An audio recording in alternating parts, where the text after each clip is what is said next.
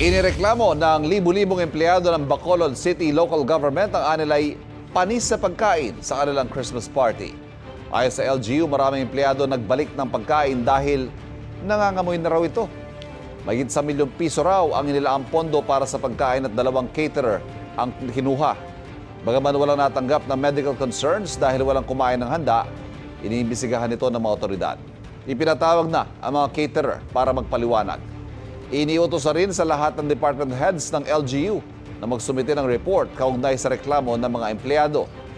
Para maiwasan ang biglaang pagkasira o pagkapanis ng pagkain, ayon sa Centers for Disease Control and Prevention ng Amerika, maghugas ng kamay at linising maigi ang mga sangkap na lulutuin at mga gagamitin sa pagluluto.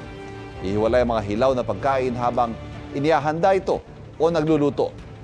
Magluto sa tamang temperatura para mapatay ang mga mikrobyo at ilagay ang nalutong pagkain sa refrigerator sa tamang oras.